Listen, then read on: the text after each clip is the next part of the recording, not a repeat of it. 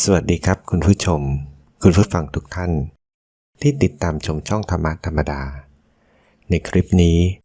เราจะมาฟังพระธรรมเทศนาของหลวงปู่สิมพุทธจโรวัดถ้ำผาปล่องจังหวัดเชียงใหม่ด้วยกันครับโดยจะเสนอพระธรรมเทศนาเรื่องบารมี10และเรื่องตัณหาระงับสังขารเรามาฟังหลวงปู่สิมท่านเทศสอนด้วยกันครับ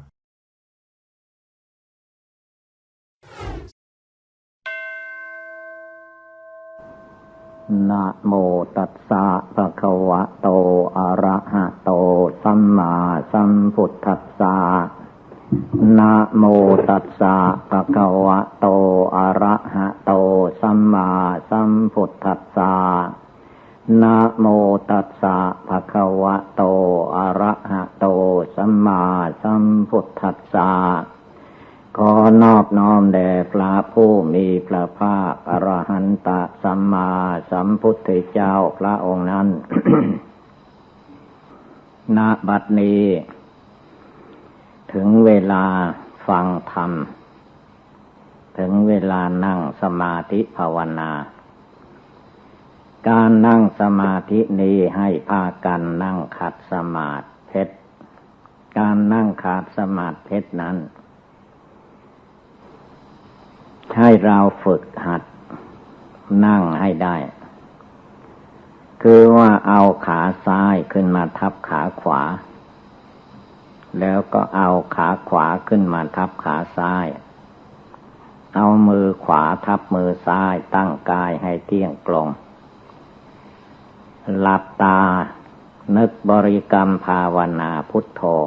รวมจิตใจเข้าไปภายใน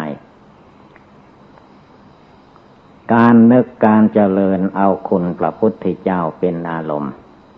ก็คือว่าเราระลึกถึงท่านผู้ดีวิเศษละกิเลสพร้อมทางวาสนาเป็นผู้ตรัสรู้ด้วยพระองค์เองบำเพ็ญโพธิญาณมาสี่อสงไขยแสนมหากัป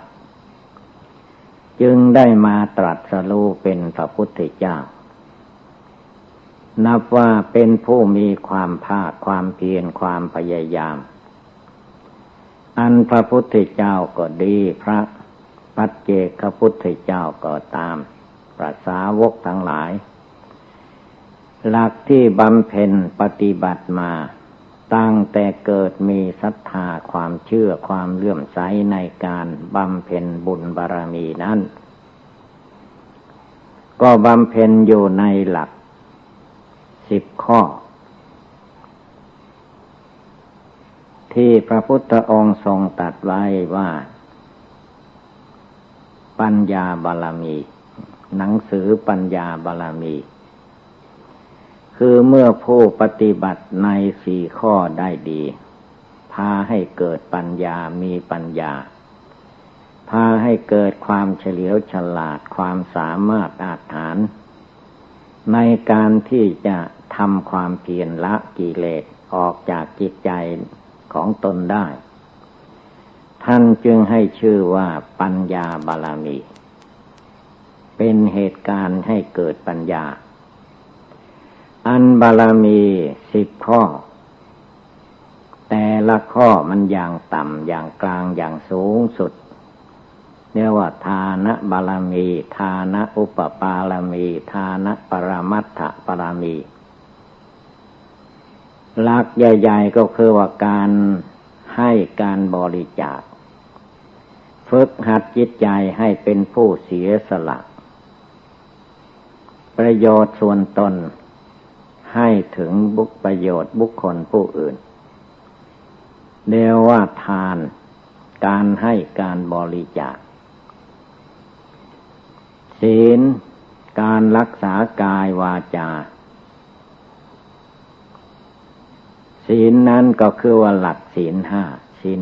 8ศีล10 227หลักศีล5ท่านก็ให้เว้นจากฆ่าสัตว์ลักทรัพย์ประพฤติผิดในกามกล่าวมุสาวาทดื่มกินสุราเมลัย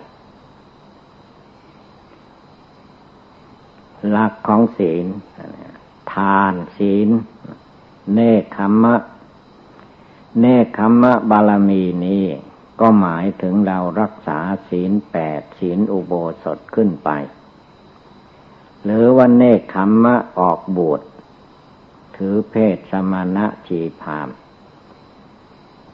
เป็นนักบวชเรียกว่าพรากกายออกจากฆราวาสญาติโยมถือเพศนักบวชจะเป็นฤาษีสีไพรเป็นอะไรก็ตามเรียกว่าเนกขัมมะบารมีเป็นผู้ออกจากอารมณ์สัญญากิเลสตัณหาทุกส่วนเป็นการฝึกฝนอบรมมาหลายภพหลายชาติจึงจะทำได้สมบูรณ์บริบูรณ์เรียกว่าเป็นบารมีข้อที่3เนกขัมมะบารมีนั้นบารมีข้อที่4ก็ได้แก่ปัญญาบารมีพระพุทธเจ้าพระอริยเจ้าทั้งหลายท่านฝึกจิตฝึกใจฝึกกายวาจาจิตให้เกิดปัญญาให้มีปัญญามีภญามีความรู้ความฉลาดลักแหลมให้ชื่อว่าปัญญาบารมีปัญญาบารมีก็มีอย่างต่ำอย่างกลางอย่างสูงสุด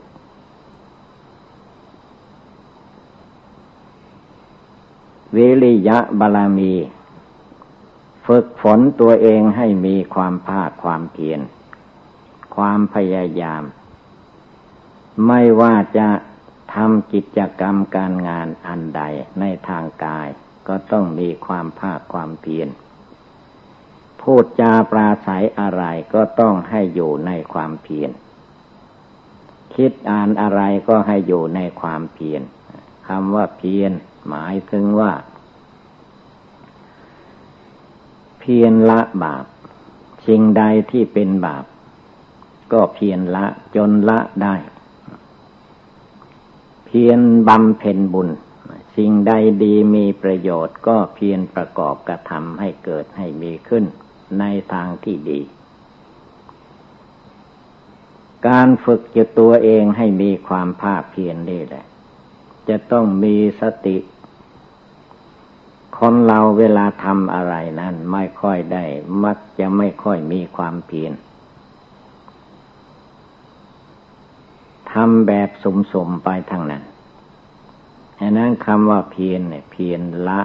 สิ่งที่ไม่ดีเพียรเจริญสิ่งที่ดีหมายถึงความทำอะไรต้องมีความระมัดระวังในสิ่งที่ทำนั้น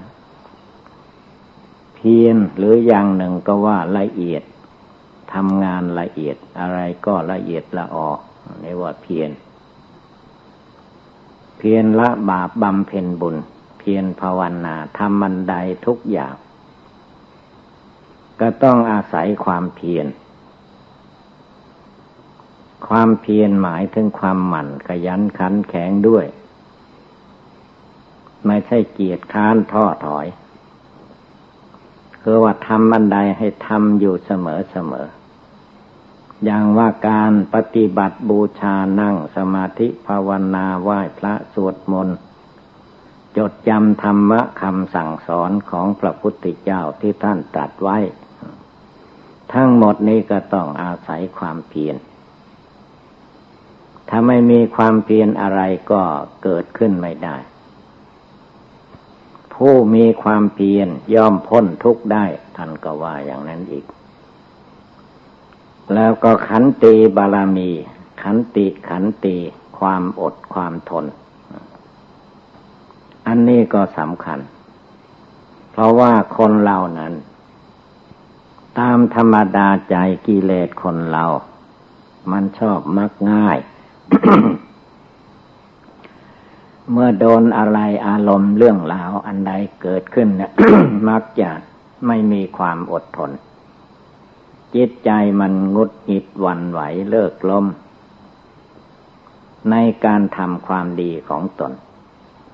เพ เพราะขาดความอดความทนความอดทนท่านเปรียบอย่างหนึ่งเหมือนสมัยสงครามสมัยโบราณช้างเวลามันเข้าสู่สงครามมนุษย์เอาช้างเป็นพาหนะลบกันสมัยก่อนช้างนั้นมีความอดทนแม้ลูกศรลูกหน้าไม้ทางข้าศึกจะยิงมาเท่าไรถูกตัวถ้ายังไม่ถึงขั้นตายช้างจะต้องอดทนเจ็บปวดทุกขเวทนาช้างนั้นก็อดทนผู้มีความอดทนจะรักษาศีลก็ต้องอาศัยความอดทนจะทำอะไรทุกอย่างถ้ามีความอดความทนแล้วก็เป็นไปได้ถ้าไม่มีความอดทนพอเกิดความเหน็ดเหนื่อยเมื่อยหิวขึ้นมาอย่างเราขึ้นที่สูงขึ้นภูเขาทางขึ้นมาถ้ำผาปล่องอย่างนี้แหละถ้าไม่มีความอดทนจิตใจก็หงุดหงิดขึ้นมาไม่ถึงถ้ามีความอดความทนเมื่อมันเหน็ดเหนื่อยเมื่อยหิวก็หยุดพักตั้งใจอยู่ในใจของตนว่าจะขึ้นให้ได้ขึ้นไม่ได้ไม่ยอมตั้งใจนะคือมีความอดความทนผลที่สุดก็คนแก่คนชราก็ขึ้นมาถึงได้แม้จะเป็นคนหนุ่มคนเด็กก็ตามถ้าไม่มีความอดทนไม่ได้พอโดนเข้ามันก็ท้อแท้อ่อนแอเลิกล้มสิ่งที่ตนจะขึ้นมาความอดทนนี้ท่านว่าเป็นเครื่องประดับของนักปราชญ์นักปราชญ์ผู้ฉลาดรู้ในทางพุทธศาสนาไม่ว่ายุคใดสมัยใดต้องมีความอดทนท่านจึงตรัสว่าความอดทนเป็นเครื่องประดับของนักปราชญ์ความอดทนนี้ต้องสร้างขึ้นทำขึ้นให้เกิดมีในหัวใจของเราทุกคนบารมีเหล่านี้แหละมันเสริมสร้างให้คนเราบำเพ็ญ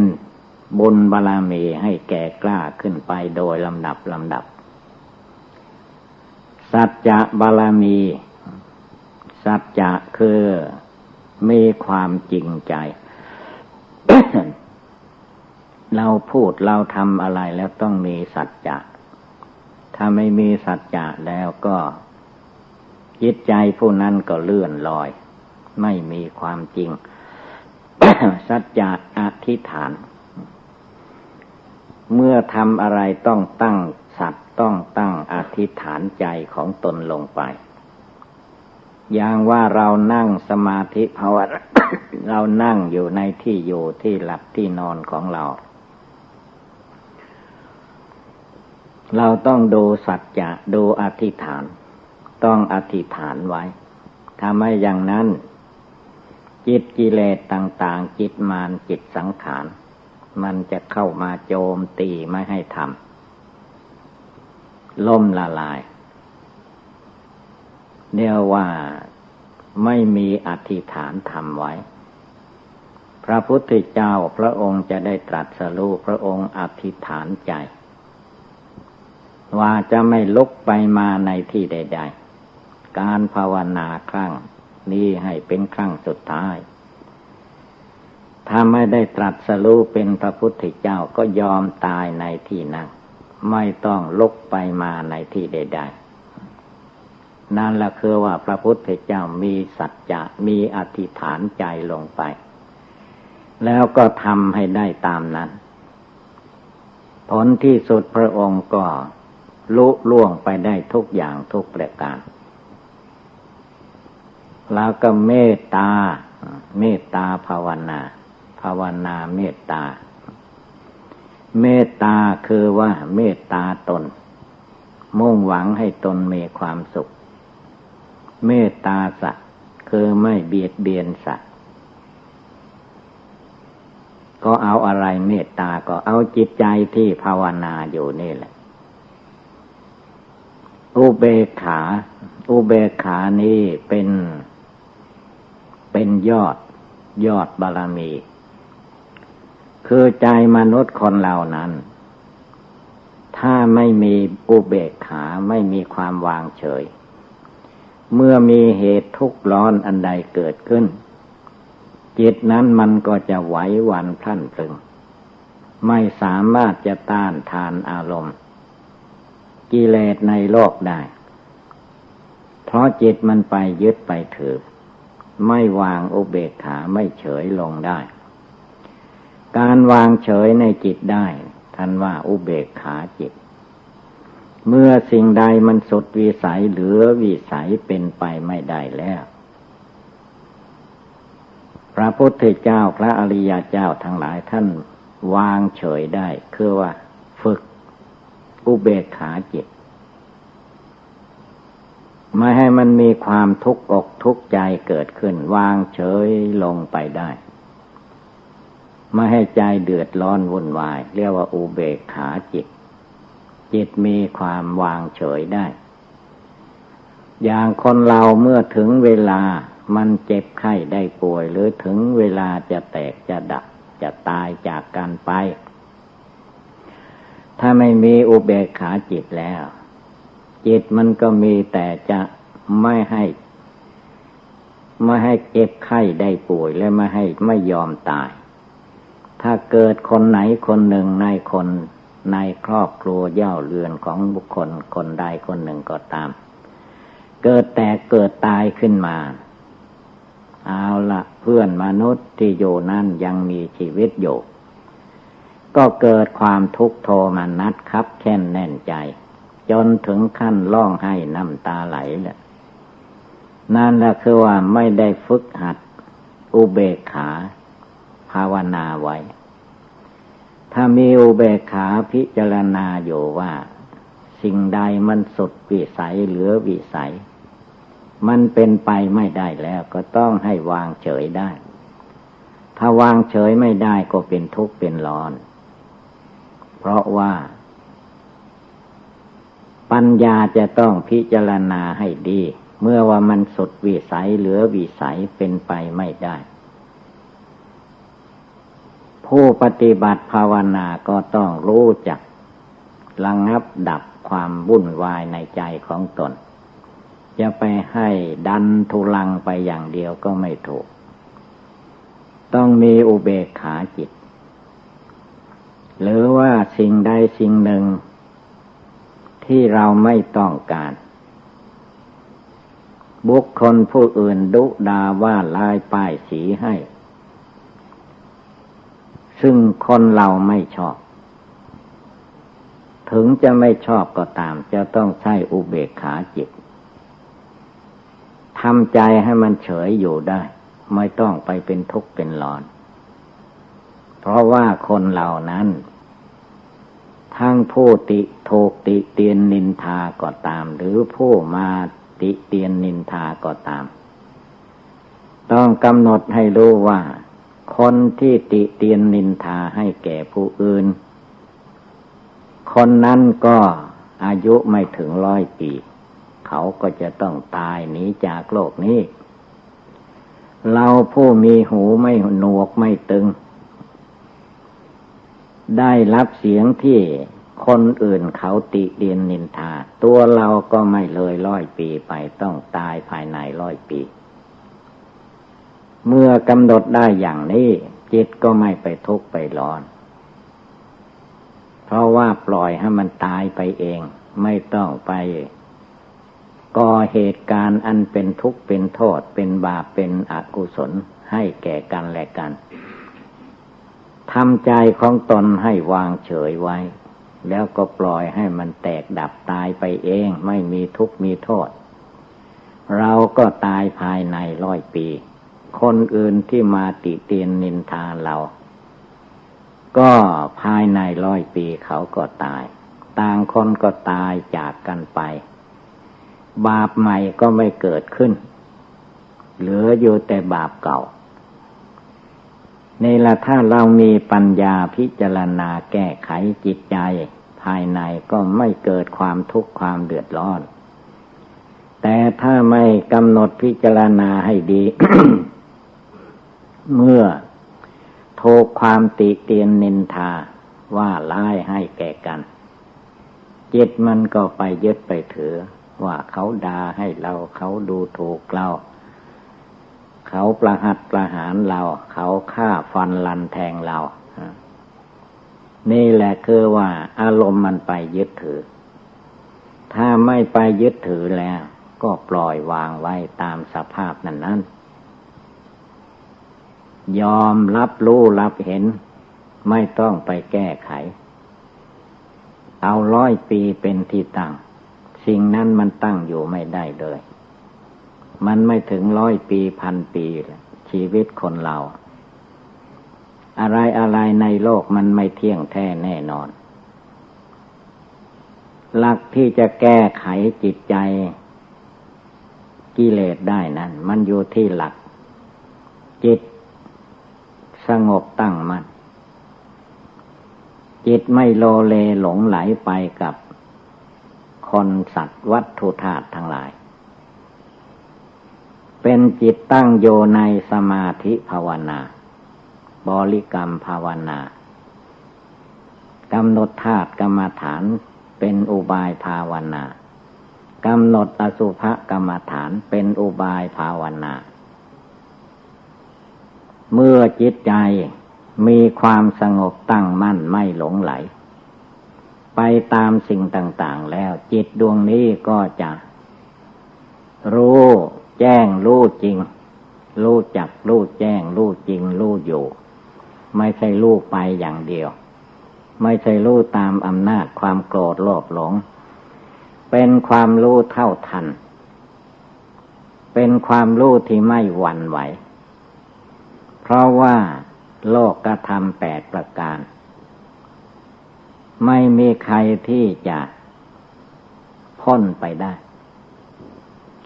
มีหูก็ได้ยินเสียงเสียงที่ได้ยินมันก็มีทั้งเสียงเพราะเสียงไม่เพราะเสียงสรรเสริญเยินยอก็มีเสียงติเตียนนินทาว่าร้ายให้แก่กันมันก็มีเพราะเรามีหูเพราะเรามีกิเลสอยู่ในหัวใจแล้วจะไปห้ามสิ่งเหล่านี้ไม่ให้เกิดขึ้นมีขึ้นก็ไม่ได้เหมือนกันต้องรู้เท่าทันต้องภาวนาไว้ก่อนพิจารณาไว้ก่อนว่าทุกสิ่งทุกอย่างถ้ามันเกิดขึ้นมาได้มันก็ต้องมีเวลาเปลี่ยนแปลงเกิดแล้วมันก็ดับไปเป็นธรรมดาต้องภาวนาแก้อยู่ในใจนั่นแหละที่แก้มันอยู่ที่จิตถ้าจิตแก้ได้จิตทำให้หลุดให้พ้นได้จิตเห็นแจ้งในธรรมปฏิบัติมันก็เลิกได้ละได้ในจิตใจนั้นเมื่อจิตใจปล่อยวางได้เลิกได้สงบตั้งมั่นได้จิตมันก็ไม่ไปทุกข์ไม่ไปเดือดร้อนกับคนกับสัตว์กับวัตถุธาตุทั้งหลายมันเกิดที่ไหนมันก็ตั้งอยู่ชั่วระยะหนึ่งในที่มันเกิดขึ้นมาเมื่อมันหมดเหตุปัจจัยนั่นมันก็แตกไปดับไปตายไปคนเราก็เรียกว่าตายไปสัตว์ก็ตายไปอะไรต่อมีอะไรไม่คงที่จิตของเราถ้าจิตใจสงบตั้งมั่นมันรู้เองเข้าใจเองโลกผ่านตามันไม่ใช่ผ่านแต่รูปที่สวยสดงดงามถูกต้องกับจิตใจของตัวเองอย่างเดียวไอ้โลกที่ไม่ต้องการไม่ปรารถนา เห็นแล้วเกิดความเกลียดความชังขึ้นมาก็มีเยอะแยะมีตาก็ต้องเห็นรูปมีหูก็ต้องได้ยินเสียงเราจะเลือกเอาแต่ชอบใจไม่ได้เมื่อมันมีขึ้นมันไม่สำคัญในสิ่งที่มันมีมันสำคัญที่ว่าจิตใจภาวนาในใจของเรานั่นแหละมันไปยึดไปถือยึดตัวเรายึดของเรายึดสิ่งทั้งหลายในโลกนี้เป็นตัวตนเราเขาอันนั้นแหละมันเป็นทุกข์ถ้า ถ้าว่าไม่ไปยึดถือเสียงมันดังขึ้นมาที่ไหนมันก็ดับไปที่นั่นเสียงใหม่ดังขึ้นมามันก็ดับไปอีกเป็นที่ผ่านเข้าทางจมูกทางดังทางจมูกมันก็มีทั้งส่วนที่ดีส่วนที่ไม่ดีกลิ่นที่เหม็นเรียกว่าไม่ดีกลิ่นที่หอมมันว่าดีสิ่งเหล่านี้แหละจิตก็จะให้รู้เท่าทันเพราะธรรมดาจมูกมันมีหน้าที่ดมกลิ่นถ้ามันผ่านสิ่งใดมันก็ต้องปรากฏได้ดมในสิ่งนั้นว่าเหม็นเราไม่ชอบมันก็ได้ดมทุกคนหอมเราชอบมันก็ไม่ค่อยจะมีดอกไม้ของหอมให้ดมส่วนมากนั้นของเหม็นนั้นได้ดมอยู่ตลอดเวลาจึงให้ภาวนาให้รู้แจ้งในจิตในใจของตัวเองแล้วก็จะได้ระงับกิเลสอันมาฟุ้งซ่านรำคาญไปตามกลิ่นไปตามรสอาหารการบริโภคทางลิ้นทางปากอันนี้ก็เป็นเหตุการณ์อันสำคัญอยู่เพราะว่าลิ้นของคนมันไม่มีกระดูกมันชอบแต่รสที่ชอบคอพอใจถ้ารสขมฝาดอะไรที่ไม่ถูกจิตถูกใจมันก็ไม่พอใจอันจิตที่ไม่พอใจเนี่ยมันคือจิตไม่ภาวนาไม่ละกิเลสมันจะเลือกเอาแต่ในสิ่งที่จิตมันชอบจิตมันไม่ชอบไม่พอมันก็เกลียดชังไม่ต้องการไม่ปรารถนาแล้วก็จะมีแต่ทางหลบหลีกไม่รู้แจ้งตามความเป็นจริงจิตอันนี้มันก็เลยแก้ไม่ตกมันมีแต่จะก่อความไม่สงบขึ้นอยู่เสมอทีนี้ร่างกายของคนเราที่มีหนังหุ้มอยู่เป็นที่สุดรอบนี้จะต้องมีสิ่งที่มากระทบเย็นร้อนอ่อนแข็งอะไรที่กระทบมาที่ชอบคอพอใจจิตมันก็ยินดีพอใจสิ่งที่ไม่ชอบคอพอใจจิตมันก็รังเกียจเกลียดชังนี่แหละคือว่าจิตนั่นแหละเป็นผู้ไม่รู้ไม่เข้าใจไม่สงบตั้งมั่นไม่ภาวนาให้ดีจิตมันก็มาหลงยึดเอาต้องการเอาแต่สิ่งที่ตัวเองว่าดีว่าชอบไปมามันก็ทำใจให้เป็นทุกข์เป็นร้อนอยู่นั่น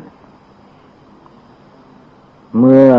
ตาเห็นรูปหูได้ฟังเสียงจมูกได้ดมกลิ่นลิ้นได้ลิ้มรสกายได้ถูกต้องโผฏฐัพพะแล้วก็ไปเป็นอารมณ์อยู่ในดวงจิตดวงใจถ้าส่วนใดที่มันถูกกระอกกระใจของตนถูกกิเลสของตัวเองก็ว่าดีนิยมชมชอบถ้าไม่ถูกกับกิเลสของตัวก็ว่าไม่ดีไปเป็นอารมณ์อยู่ในจิตพาให้จิตใจดีใจบ้างเสียใจบ้างโยภายในนั่นเองท่านจึงให้แก้ไขโดยวิธีปฏิบัติบูชาภาวนาทำใจของตนให้สงบตั้งมั่นจนกระทั่งมองเห็นทุกสิ่งทุกอย่างในรูปเสียงกลิ่นรสโผฏฐัพพะธรรมารมณ์นั้นเห็นว่ามันไม่คงที่ไม่ดีไม่เป็นอยู่อย่างนั้นตลอดไปจะได้ทำความเพียรละปล่อยวางออกไปให้เหลือแต่ดวงจิตดวงใจที่บริสุทธิ์ผ่องใสสะอาดไม่มีความโกรธไม่มีความโลภความหลงในเมื่ออายตนะทั้งหลายกระทบกระเทือนใจก็ภาวนาได้อยู่ทุกลมหายใจเข้าออก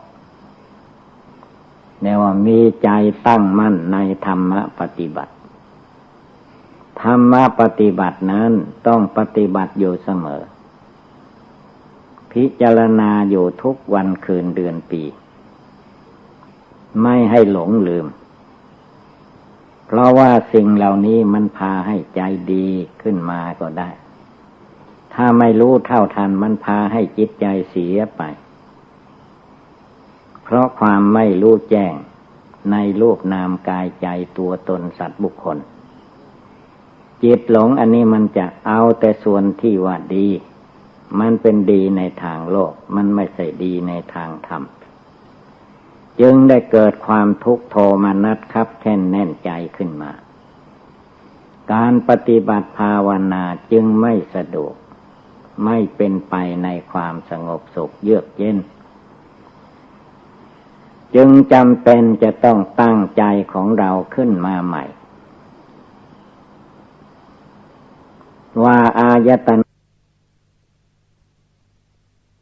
มันเป็นบ่อเกิดแห่งความทุกข์ความสุขจิตเราให้ตั้งมั่นอยู่ในดวงใจอย่าได้มาหลงยึดมั่นถือมั่นว่าตัวเราว่าของเรา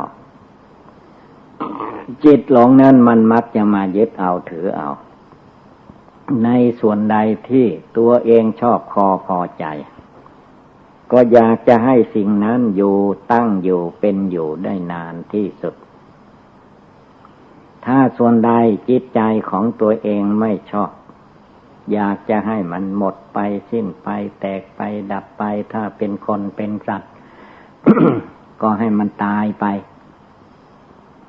แต่ตัวเราเอาไว้คนอื่นสัตว์อื่นให้มันตายไปนี่แหละคือว่าความลำเอียงในจิตไม่ตั้งมั่นเป็นสมาธิภาวนาถ้าตั้งมั่นเป็นสมาธิภาวนาอยู่ทุกลมหายใจเข้าออกไม่ให้จิตมายึดหน้าถือตายึดตัวถือตนยึดเรายึดของเราทั้งที่มันมีอยู่นี่แหละท่านก็ไม่ให้ไปยึดถือให้เห็นว่าเมื่อมันเกิดได้มันก็ดับได้มันดับได้มันก็เกิดได้ถ้ากิเลสยังไม่หมดไม่สิ้นมันก็เป็นอยู่อย่างนี้จะได้รีบเร่งภาวนาพิจารณาธาตุกรรมฐานอสุภกรรมฐานจะได้พิจารณาร่างกายสังขารของคนเราที่จิตมายึดถือนี้มันก็เป็นเพียงธาตุดินมาปั้นเป็นตัวตนคนเราเท่านั้นเองเป็นเพียงธาตุน้ำมาผสมดินแล้วก็ปั้นเป็นรูปร่างขึ้นมาอย่างนี้แหละธาตุดินธาตุน้ำธาตุไฟธาตุลมดูลมหายใจเข้าออกที่เราภาวนาเอามานึกพร้อมกับพุทโธพุทโธอยู่นั่นแหละธาตุลมธาตุลมก็เป็นธาตุละเอียดจนมองด้วยตาหนังไม่เห็นนะธาตุดินธาตุกระดูกธาตุน้ำธาตุเหลวไหลธาตุไฟความอบอุ่นธาตุลมก็ลมพัดไปตามร่างกายสังขารหรือว่าลมหายใจเข้าออกพาให้คนเรามีชีวิตอยู่ก็เพราะมีลมหายใจเข้าออกร่างกายของคนเหล่านี้มันไม่ใช่ของดีวิเศษประการใดธาตุดินก็คือก้อนดินเหมือนดินภายนอกนั่นแหละแต่ว่าตัวของคนเรามันเป็นดินภายในธาตุน้ำธาตุไฟธาตุลมธาตุทั้งสี่นี่แหละเมื่อจิตไม่ภาวนาจิตไม่สงบระงับก็ย่อมมายึดมาถือเอาธาตุเหล่านี้ว่าเป็นก้อนเป็นหน่วยเป็นสีสันวรรณะเป็นตัวเราเป็นของเราทั้งที่ธาตุเหล่านี้เขาก็ไม่ได้เป็นไปตามคนเราเท่าใดนักได้เวลาแก่ชรามันก็แก่ไปชราภาพไปถึงเวลาจะเจ็บไข้ได้ป่วยเป็นหวัดขัดจมูกเป็นอะไรก็ตามมันก็เป็นไปตามหน้าที่ของเขาถ้าเราไม่ภาวนาพิจารณาให้ดีจิตคนเราก็จะหาเวลาสงบระงับไม่ได้ เมื่อสงบไม่ได้ก็คือว่าบารมี10ประการที่เราบำเพ็ญอยู่มันยัง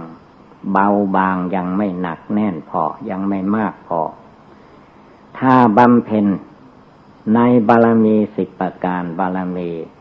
30ทัศนี่แหละให้เต็มบริบูรณ์จิตใจของคนเราก็มีความสงบสุขเยือกเย็นไม่ดิ้นรนวุ่นวายกระสับกระส่ายเรียกว่าตั้งมั่นอยู่ในธรรมะปฏิบัตินั่งก็ปฏิบัติธรรมได้อยู่ยืนก็ปฏิบัติธรรมได้อยู่นอนท่านก็ให้นอนสิหสายญาติเรียกว่าปฏิบัติธรรมะให้ได้เมื่อจิตใจของผู้ปฏิบัติธรรมมีจิตใจอันแน่วแน่มั่นคงไม่หลงไหลดวงใจผู้รู้ผู้เห็นผู้ภาวนาพุทโธอยู่ในใจของตนกรงไหนก็รวมจิตใจเข้าไปสู่กรงนั้นแล้วก็ให้ประกอบกระทำให้ได้ทุกคืนทุกคืนนอกจากเวลาเรานั่งสมาธิภาวนาเดินจงกรมนอกนั้นถ้ารู้สึกเมื่อใดเวลาใดก็กำหนดระลึกเตือนจิตเตือนใจของเราลงไปไม่ให้จิตนั้นมายึดมาถือเอาจนกระทั่งว่าเมื่อเจ็บก็จะไม่ยอมให้มันเจ็บเมื่อมันแก่ก็ไม่ยอมให้มันแก่ยิ่งถ้าถึงเวลามันจะแตกจะตายก็ไม่ยอมมันก็จำเป็นต้องยอมสิ่งเหล่านี้จะรู้ได้ตัดสินใจได้ก็โยที่จิตใจสงบตั้งมั่นจิตจะสงบตั้งมั่นไม่ใช่ว่ามีความอยากให้สงบตั้งมั่นมันก็สงบไปเองมันต้องประกอบกระทำมีบริกรรมภาวนาพุทโธเป็นต้นหรือพิจารณาธาตุกรรมฐานอสุภกรรมฐานเพ่งดูในร่างกายสังขารของคนเราอย่าไปเพ่งในทางที่เรียกว่าจะให้เกิดกิเลสตัณหาจงเพ่งไปในทางที่ว่าปฏิกูลไม่ใช่ของสวยงาม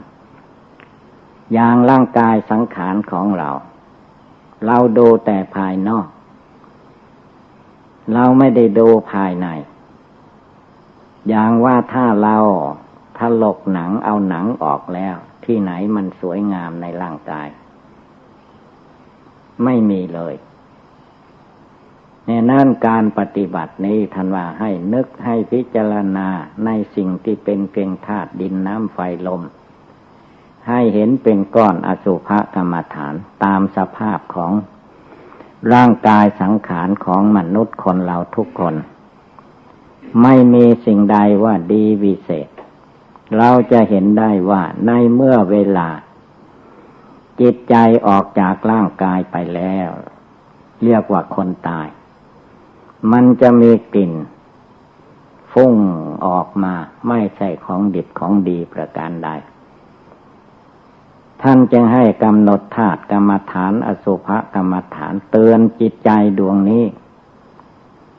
ให้มีความสงบตั้งมั่นจึงจะเห็นธรรมะของจริงอันมันมีอยู่เต็มตัวเต็มกายวาจาจิตของเราอยู่ฉะนั้นอุบายธรรมต่างๆเหล่านี้เมื่อว่าเราท่านทั้งหลายพากันได้ยินได้ฟังแล้วให้กำหนดจดจำนำไปประพฤติปฏิบัติก็คงได้รับความสุขความเจริญเอวังก็มีด้วยประกาศนีสัพพิติโยวิวัชชันตุสัพพโลกโควินัสตุมาเตภวัตวันตรายโยสุขีทีคายุโกภวะอภิวาทนาสิริสนิจจังวุธาปจายิโนจัตตารโอธรรมาวทันติอายุวันโนสุขังภาลัง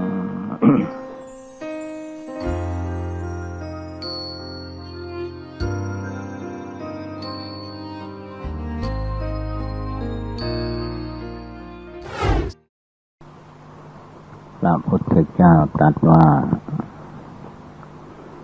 นัตถิตัณหาสมานาที แม่น้ำจะเสมอด้วยตัณหาในใจมนุษย์และสัตว์ทั้งหลายไม่มีตัณหาคือความอยากความดิ้นรนของสัตว์ทั้งหลายเรียกว่าไม่มีพอต่อให้ภูเขาเชียงดาวนี่เป็นทองคำทั้งลูกนี่แหละแล้วก็ไม่ให้คนอื่นให้คนเดียวให้แล้วก็ให้พอมันบ่มีพอได้ทองคำเท่าภูเขาเชียงดาวก็ไม่มีเมืองพอพระองค์จึงตรัสว่าแม่น้ำลำคลองบึงบางต่างๆยังมีเวลาพอเวลาเต็มในฤดูฝนฤดูฝนน้ำในห้วยหนองคลองบึงเต็มแต่ความอยากความดิ้นรนของสัตว์นั้นไม่มีพอไม่มีเต็ม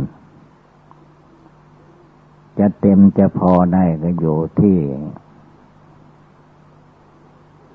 นั่งสมาธิภาวนานี่แหละผู้ใดหมั่นขยันนั่งสมาธิภาวนาขัดสมาธิได้ทุกครั้งทุกคราวไปไม่ติว่ามันปวดเข่าปวดแข้งปวดขาถือว่าการนั่งสมาธิภาวนามันเป็นที่จะนำมาซึ่งความอิ่มความพอดูพระศาสดาจารย์สัมมาสัมพุทธเจ้าของเราพระองค์นั่งขัดสมาธิใต้ลมไม่พอเอาให้พอพระองค์ว่าถ้าไม่พอก็ตายระหว่างเอารูปร่างกายตายกับการตัดกิเลสให้ตายเมื่อนั่งสมาธิภาวนาจิตใจสงบระงับเป็นคณิกะสมาธิอุปจารสมาธิอัปปนาสมาธิพระองค์กำหนดไตรลักษณญาณโลกที่มาลุ่มหลงมัวเมาอยู่นี่ก็ตกอยู่ในอนิจจังคือความไม่เที่ยงเป็นทุกข์ด้วยเป็นอนัตตาด้วยไม่ควรมาหลงยึดเอาถือเอาความสุขความทุกข์อันมีอยู่ในโลกนี้จิตใจของพระองค์เมื่อนั่งภาวนาแล้วก็ปล่อยได้วางได้ความห่วงหน้าห่วงหลังวิตกวิจารในที่ตั้งปวงก็หมดไปสิ้นไปเรียกว่าตัดกิเลสราคะโทสะโมหะได้เด็ดขาดพร้อมทั้งวาสนาพระศาสดาจารย์สัมมาสัมพุทธเจ้าทุกๆพระองค์ที่มาตรัสรู้ในโลกนี้ท่านละกิเลสราคะโทสะโมหะได้หมดสิ้นแล้วก็ละวาสนาส่วนว่าพระสาวกของพระพุทธเจ้านั้นเลิกละไม่ได้วาสนามันละเอียดอ่อนแต่กิเลสราคะโทสะโมหะพระอรหันตาเจ้าทั้งหลายก็เด็ดขาดละได้เลิกได้เราทุกคนที่นั่งสมาธิภาวนานี่แหละจะมีเมืองพอเมื่อนั่งภาวนาแล้วก็พอไม่ต้องดิ้นรนวุ่นวายกระสับกระส่ายเลยพุทโธอยู่ที่ใจธัมโมอยู่ที่ใจสังโฆอยู่ที่จิตที่ใจพุทโธอยู่ที่นั่งสมาธิธัมโมอยู่ที่นั่งสมาธิสังโฆอยู่ที่นั่งสมาธิเมื่อนั่งสมาธิภาวนาได้อยู่นี่แหละที่มันจะอิ่มจะพอนอกนี้ไปแล้วไม่มีพอสงบได้เมื่อใดเวลาใดแล้วก็เป็นที่อิ่มที่พอ เมื่อมีความพอใจอยู่ในสมาธิภาวนาใครจะดิ้นรนวุ่นวายเรื่องราวอะไรของแต่ละตัวสัตว์ตัวคนเป็นเรื่องของแต่ละบุคคลผู้ปฏิบัติธรรมมาทำใจของตนให้ยินดีพอใจอยู่กับนั่งสมาธิภาวนาสงบกายสงบวาจาสงบจิตสงบใจเอาจิตใจของตัวเองให้สงบระงับที่อิ่มที่พอมันจะเกิดขึ้นที่นี่แหละถ้าไม่รวมไม่สงบลงหลักปัจจุบันเดี๋ยวนี้เวลานี้แล้วไม่มีที่พอดิ้นไปเถิดวุ่นวายไปเถิดก็มาเกิดแก่เจ็บตายไม่จบไม่สิ้นเรียกว่านัตถิตัณหาสมานาทีแม่น้ำจะเสมอด้วยตัณหาไม่มีแม่น้ำยังเต็มได้แต่ใจมนุษย์คนเราถ้าไม่ภาวนาไม่นั่งสมาธิไม่เอาจริงเหมือนพระพุทธเจ้าแล้วเป็นอันว่าไม่พอดิ้นรนอยู่นั่นแหละ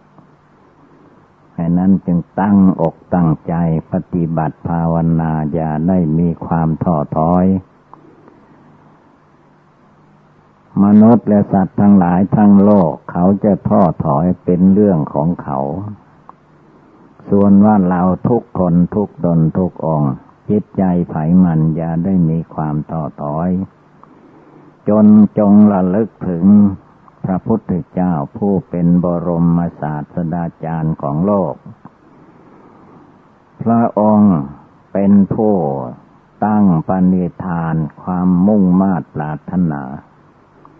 เพื่อให้ได้ตรัสรู้เป็นพระพุทธเจ้าจนตรัสรู้ที่ควงไม่โพเป็นอันว่าเสร็จสิ้นลงไปพระองค์สละแม้เลือดเนื้อเชื่อไขจะเหือดแห้งไปเหลือแต่หนังหุ้มกระดูกก็ตามทีการนั่งภาวนาครั้งนี้พระองค์ท่านจะไม่ย่อท้อไม่ท้อถอยตายก็ให้ตายอยู่ที่นี่ถ้าตรัสรู้ไม่ได้ก็เรียกว่านั่งตายต่อไปแต่บังเอิญได้ตรัสรู้พระอนุตตรสัมมาสัมโพธิญาณแล้วก็เป็นอันว่าครบถ้วนทุกส่วนทุกประการเข้าสู่พุทธวาทพุทธวงศ์พุทธประเวณีของพระสัมมาสัมพุทธเจ้าตั้งแต่ปางก่อนหลังมาอย่างไรพระพุทธองค์ก็เข้าไปถึงซึ่งพุทธวาทพุทธวงศ์พุทธประเวณีของพระสัมมาสัมพุทธเจ้าทั้งหลายเป็นมาอย่างไรพระองค์ก็เดินตามรอยนั่นไปฉะนั้นให้เราทุกคนผู้ตั้งใจบวชในศาสนาแล้วก็ตั้งอกตั้งใจปฏิบัติภาวนานั่งสมาธิภาวนาขัดสมาธิให้นำใจภายในเป็นเหมือนกับเพชรน้ำหนึ่งใจเป็นหนึ่งได้ก็นั่นแหละเรียกว่าเพชรน้ำหนึ่งใจเดียวไม่ให้มีหลายจิตหลายใจไม่ให้มีหลายกระแส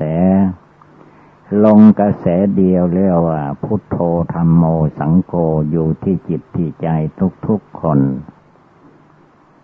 ดังแสดงมาก็สมควรด้วยกาลเวลาเอวังก็มีด้วยประกาศนี้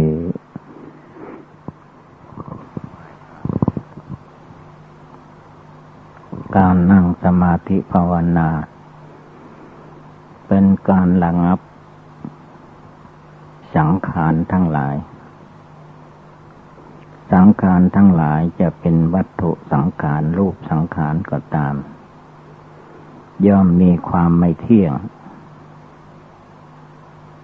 เป็นทุกข์เป็นอนัตตาจะระงับได้ก็ที่สมาธิภาวนานั่งขัดสมาธิเมื่อจิตเป็นเพชรคือจิตกล้าหาญต่อสู้กิเลสในใจของตัวเองได้ ไม่หลงไปตามสังขารเรียกว่าภาวนาอยู่ภาวนาอยู่ไม่ใช่ภาวนาไปเรียกว่าตั้งใจลงไปสัตยาธิษฐานลงไปในใจของเราทุกคนว่าเมื่อถึงเวลาแล้วก็ต้องทำต้องนั่งภาวนาเหมือนเรานั่งนี่แหละถ้าหาว่าปล่อยให้มันล่วงไปเลยไปก็จะไม่มีที่หยุดที่ยั้งปรุงไปแต่งไปท่านมาให้ตามสังขารให้ทวนกระแสจิตใจเข้ามาภายในแรกเริ่มเดิมทีเรามีความเชื่อความเลื่อมใสในทางพุทธศาสนาอย่างใด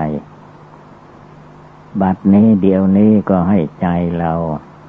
เลื่อมใสศรัทธาในทางพุทธศาสนาเลื่อมใสในความสงบกายวาจาจิตของพระพุทธเจ้าของเราเลื่อมใสในพระธรรมวินัยคำสอนพระพุทธเจ้าเลื่อมใสในพระอริยสงสาวกท่านประพฤติดีปฏิบัติชอบเรียกว่าลดละทิฏฐิมานะอาสวะกิเลสในใจของท่านลงไปได้แล้วว่าเข้าสู่ความสงบกายสงบวาจาสงบจิตสงบใจรวมจิตใจเข้ามาภายในไม่ให้ใจมันเร่าร้อนด้วยกิเลสราคะระวังใจไม่ให้เร่าร้อนด้วยกิเลสโทสะกิเลสโมหะอวิชชาตัณหาขึ้นชื่อว่ากิเลสแล้วเมื่อผู้ปฏิบัติรู้ได้เห็นได้เวลาใดก็ละเวลานั้นปล่อยเวลานั้นวางเวลานั้นลงไปไม่เชื่อตามสังขารมารกิเลสมารมันชักจูงให้จิตใจขว้าเขวิตกวิจารไปต่างๆนานามาสงบอยู่ทุกลมหายใจเข้าและออกมรณะกรรมฐานมองให้เห็นได้ทุกเวลาว่าชีวิตของคนเรานั้นมีความตายเป็นผลที่สุดชีวิตจริงๆมันอยู่ที่ลมหายใจไม่ใช่อยู่ที่วันคืนเดือนปีไม่ใช่อยู่ที่ปฐมวัยมัชฌิมวัยปัจฉิมวัยอยู่ในปัจจุบันที่เราภาวนานั่นแหละยังมีลมหายใจเข้าออกอยู่ก็ให้เตือนจิตใจดวงที่นั่งเฝ้านอนเฝ้าร่างกายกองกระดูกของตัวเองอยู่ดูสังขารที่มันไม่เที่ยงสังขารที่มันเป็นทุกข์สังขารที่ไม่ใช่ตัวตนของบุคคลผู้ใดสภาวะเหล่านี้เกิดขึ้นตั้งอยู่หมดกำลังก็แตกดับไปเป็นธรรมดาอย่างนี้ถ้าขาดสติขาดสมาธิขาดปัญญาขาดวิชาความรู้ในทางพุทธศาสนาไม่รวมจิตใจของตนให้เข้ามาภายในมัวแต่แสสายลุ่มหลงไปตามกิเลสกามวัตถุกรรมมันโกหกพกลมอยู่ตลอดเวลาคำว่ากิเลสนั้นมันโกหกสิ่งที่ไม่เที่ยงแท้แน่นอนมันก็สำคัญให้เห็นว่าอันนี้จะต้องเที่ยงแท้แน่นอนความตาย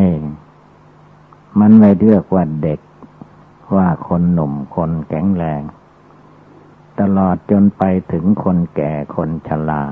ก็ไม่พ้นจากความแตกดับทำลายเพราะธรรมดาสังขารทั้งหลายมีความเกิดขึ้นมาแล้วก็เจริญขึ้นตามสมมุติโลกเมื่อเจริญหมดขีดแล้วก็ชำรุดทรุดโทรมแก่ชรา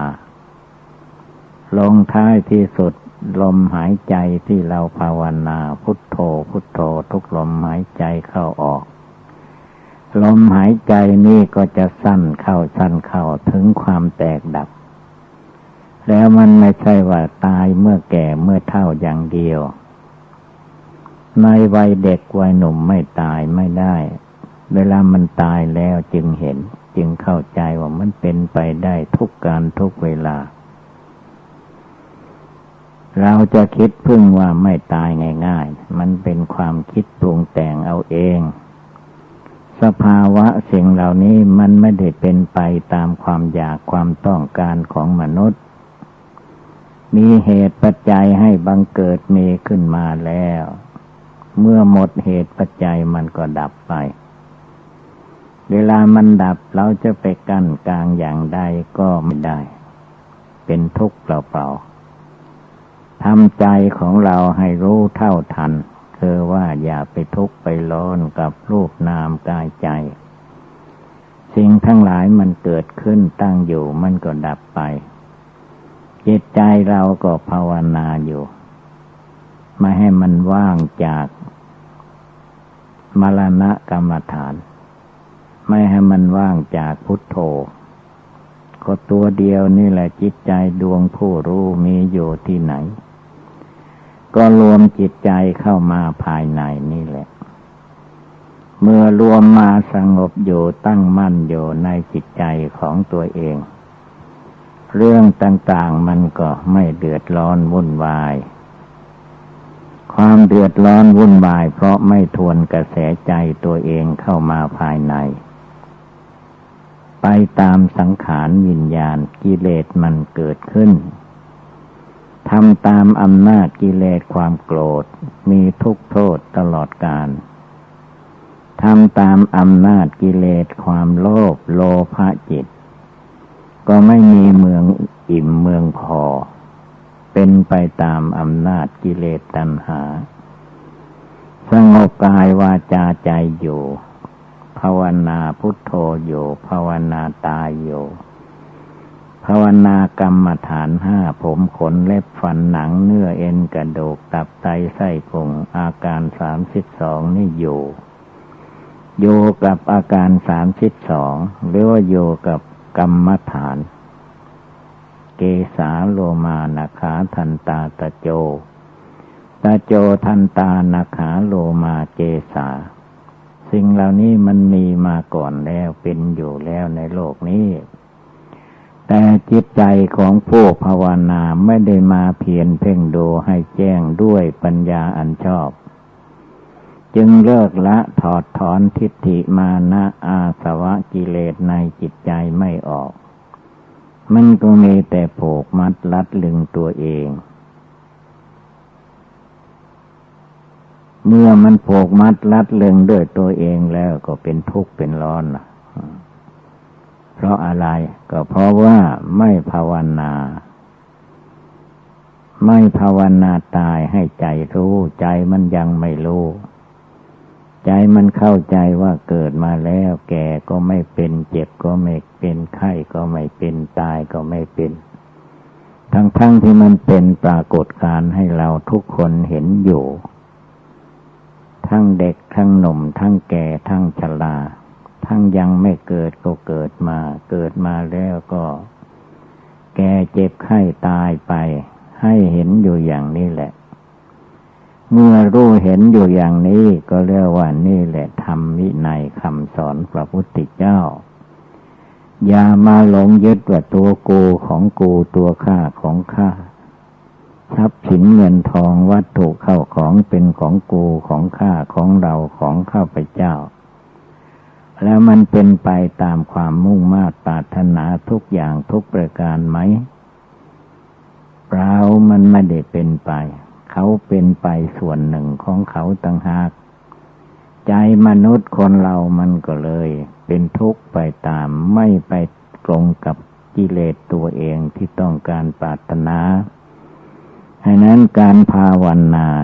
จึงเป็นบทฝึกหัดดัดแปลงจิตใจของตนให้มีความสงบระงับตามฐานะหน้าที่ของแต่ละบุคคล เกิดมาแล้วจะต้องเป็นไปทุกอย่างทุกประการเป็นไปตามกรรมกรรมการกระทำทั้งในอดีตและปัจจุบันทำมาอย่างไรมันก็ไปตามกรรมดีชั่วตัวเรากระทำมาทางนั้นจะไปติว่าคนโน้นทำให้คนนี้ทำให้ก็ติได้แต่ความจริงแล้วมันที่ตัวเองทำตัวเองพูดตัวเองคิดตัวเองภาวนาตัวเองไม่ภาวนานั่นแหละมันเกิดขึ้นที่นี่เมื่อมันเกิดขึ้นที่นี่ก็ภาวนาเลิกละที่นี่เดี๋ยวนี้ให้ได้ถือการเวลาปัจจุบันนี่แหละเป็นการละกิเลสกิเลสไม่ใช่มันเป็นตัวเป็นตนเหมือนวัตถุภายนอกมันไม่ได้เป็นตัวตนประการใดแต่มันเป็นความลุ่มหลงมัวเมาของใจที่ยังมีกิเลสก็ดิ้นรนวุ่นวายไปตามภาษาของจิตที่ยังลุ่มหลงมัวเมาอยู่เมื่อใครตามมันไปก็พาล่มลุกคลุกคลานตกหลุมตกบ่อตกเหวตกอะไรต่อมิอะไรเข้าป่าเข้าดงหลงไปตามอำนาจกิเลสกิเลสมันพานั่งก็นั่งตามกิเลสกิเลสมันพานอนก็นอนตามกิเลสกิเลสมันพาตื่นก็ตื่นตามกิเลสกิเลสมันพากินพาเล่น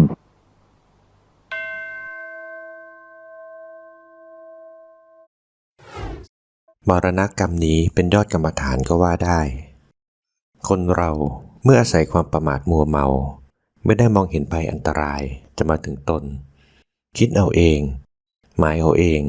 ว่าเราคงไม่เป็นอะไรง่ายๆสบายดีอยู่เรายังเด็กยังหนุ่มอยู่ความตายคงไม่กล้ำกายได้ง่ายๆอันนี้เป็นความประมาทมัวเมาโอวาทธรรมหลวงปู่สิมพุทธาจโรขอขอบคุณทุกท่านที่ได้สนับสนุนช่อง YouTube ธรรมะธรรมดาด้วยครับทุกครั้งที่ท่านดูอย่าลืมช่วยกันกดไลค์กดแชร์เพื่อเป็นการทำให้คลิปธรรมะของเราได้มีการเผยแพร่ออกไปมากขึ้นและที่สำคัญอย่าลืมกดติดตามช่องธรรมะธรรมดาด้วยนะครับขออนุโมทนาบุญกับทุกท่านที่ร่วมรับฟังด้วยกันครับสาธุ